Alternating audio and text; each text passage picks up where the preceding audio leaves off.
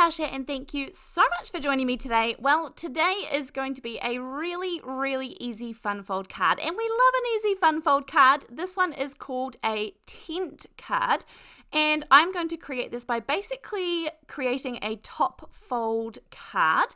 Now, as usual, this is just the really basic measurements I'm going to give you, and you can adjust this however you like to make cards. I will say that usually I make side fold cards, and that's not impossible here, but this kind of works best as a top fold tent card. So I'm going to take half of my piece and fold that into a top fold. And then you just need another scrap piece of paper that is 4 1/4 inches wide. I'm just using the other half of my piece of paper. You'll score this at 1/2 inch, 1 1/2 inches, and then 2 inches, and then cut at 2 1/2 inches. And basically, it's going to go valley, peak, valley. So this is what it's going to look like. And those two little bits that come up on the very far left and the very far right, they are going to be shorter than your tent fold in the center. Now, this bit, you can have a bit of a play with it. If you're not confident, then you can make it out of some copy paper or something first of all. But very simple to put together. And that is the basics of this card. You can see how this is going to go together. So my card base, the top folding part, that was a 4 1/4 by 11 inch piece of cardstock, and I fold it halfway in the middle, which makes it 4 1/4 by 5 1/2 inches. And then of course we've got those other little mountain valley folds that will go down the bottom. Now, this is when we can decorate, and this is fun. These cards look impressive, but don't take too long to put together. And I am going to make pretty much everything from scratch today, so you could definitely skip this and use some pre-made elements or ephemera or bits and pieces like that to make it faster. First of all, I'm going to take my very favorite die set at the moment, and I am going to create a little window through here that we are going to put some acetate in.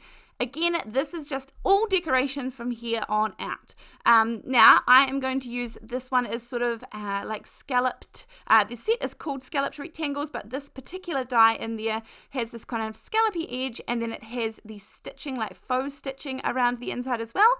But of course, all that's left on the outside of the die cut is the sort of scalloped edge. So that's what we've got left with here, and looking good. Although it is relatively sturdy as is, I like to add in the acetate, and that gives it the sturdiness, that gives it that extra support.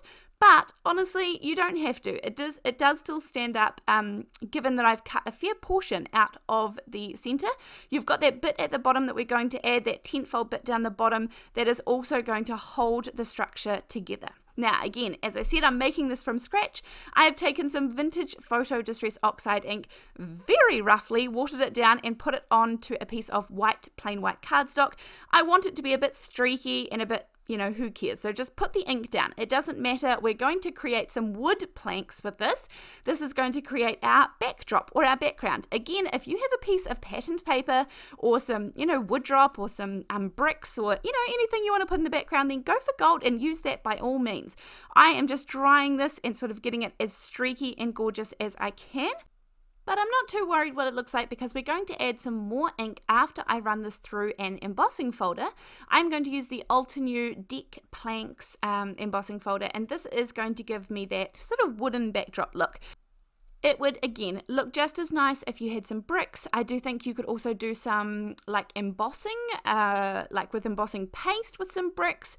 You could just do a stencil if you have a stencil, and that's why we don't close up the tent card just yet, because if you want to create the background and add on to the background, it's easiest to do it when everything is nice and easy to access. So I've run that through my embossing folder, and I've got the raised portions sort of looking at me, the raised parts, and actually I'm going to catch that with a bit more ink, but instead of coming in with the watered down version, this is going to be the direct to paper, and you can see just how beautiful if I go direct to paper and slide my ink pad just across the top to catch all of those raised embossed parts, then I can really highlight the individual planks of wood, so to speak. You can decide how heavy you want to go. This is a pretty light amount of ink that I've popped on. You could also go around the edges if you wanted to do that too. Now, this is some green ink that I had left over from another project, and this is what partially gave me the idea for this card, is that I have the Lawn Fawn, I can't remember what they're called, but these are, I call them the Hills dies, and these I have had for a long time now, but they will forever be in my stash because sometimes you just need a good bit of greenery, and that is what I'm going to add into the bottom of today's card, just at the bottom of those wood planks. But I am actually going to add this into the bottom little mountain valley fold that is going to hold everything together. You could attach this to the bottom of the planks, that would look fine too. I'm using a little bit of leftover green ink to just go over some of those little spears of grass, just to highlight them a little bit of mowed lawn. Again, nothing is perfection here. I'm just going for a sort of messy, happy look. We don't have to have perfection because it's going to be a little part, and it's also going to be part of the background. Now, this is the All and Create, I think it's called Snails and Shrooms. Interesting name, but gorgeous, gorgeous little set. I love these images from All and Create. I do have a few different ones of them, not too many. I have some leaves, I have some butterflies, and I have this set, and I love these for colouring in. Put down a couple of little inks. I even used some watered down acrylics to do some of the mushrooms that you see at the top there. You could use some alcohol markers. I am just using Distress Oxide inks today just because that's what I've been using on the rest of my project, so it's easiest to go along with that. Now, the colours won't match perfectly to the other couple I've already created, but that's okay. I'm not too worried about that, and I'm sure the recipient won't be either. So the colours don't match perfect, but I just add on some yellows, some oranges. It's going to contrast nicely with the green that's going to be behind the gorgeous little snails. And I wanted some bright coloured, beautiful mushrooms. Now, absolutely not realistic, although mushrooms do come in a wide range of colours.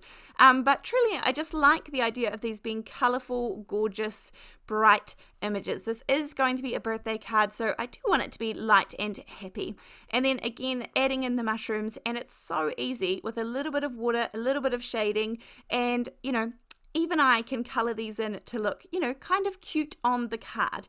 I go over some of the little spots with a little bit darker ink, or if I was using the acrylic paints, I just use a little bit less watered down version to do it, and it works beautifully. Right, let's get putting everything together. We've pretty much got our elements. This panel here fits perfectly. I would suggest, so that you can close the card nicely, that you just cut down, if you're doing what I did with the wooden planks, just ever so cut a slither off the bottom or the top so that the card can close nicely without running into each other. And then I have added on one side of the little mechanism at the bottom, and that's just because the planks of wood, the background, is going to cover that up nicely. So that's one little bit covered up that I don't have to worry about. And for me, if I write something on this, I always write on the back of these cards. And that way, I also feel like when they're being displayed, if someone pops it somewhere like on a windowsill or something like that, no one really can see your message when they're just looking at the card. And I quite like that idea. I mean, obviously they can see it if they pick up the card and see the background, but when you're just looking at it, it's sort of, you're really looking at these gorgeous images and card that you have created. So I have my acetate here on the inside of the card. I haven't closed it up yet. And I have some double-sided tape going around the outside of that window. And again, this is all going to be, you can't open the card, so to speak. So you won't be able to see where I have attached the acetate and all of those things in the inside, if that makes sense. So I'm not worried about covering that up or adding an extra frame on the inside. You'll only be able to see it from the outside. Then I am cutting my little pieces of grass nice and short and then seeing where I want them to sit. As with everything, there is always more than one way to do these cards, and there is always more than one place that I could pop these little pieces of grass. I'm going to pop one of the pieces of grass on the step part of the card here, the inside part of the card on that mountain fold. And then I'm going to, you could, for the other one, either sit it right at the bank against the planks of wood at the back, or you could put it at the front and sort of glue the front on the acetate. And that's what I'm actually going to decide to do with this one. I trim up a couple of those long spears and then figure out the bit that I want to be seen, and then just make sure it's not too long because it's going to sit, as I said, right against the acetate. And I'll just glue it just down the very bottom and the side so that you can not get any glue where the acetate is, so it won't squidge through or anything like that. It'll just sit nicely and be attached to the front there, and then that way I have something that is kind of going to ground my images that I'm going to pop on there. Now again, you could put your images at different levels and layers. I could have popped some of the mushrooms at the very back, I could have popped them all on the front, and we'll work that out in just a minute, but I did want to get a little sentiment in here, and I have some die cut already, some of these flags or these banners from Paper Rose, and I was going to leave it plain white, but there was a little stark white for me, so I thought I would just use some green, and honestly I got out the green ink pad and thinking I would use that, but I'm going to go with the green that's already on here. So I don't know what color it is, but I do have one of these foam brushes for each color family, and I just have a little piece of washi tape around it, and I know that those are for my Gina K ink. So I think I only have 5 brushes, one for all the greens, all the blues, all the yellows and oranges, and then purples or whatever it is.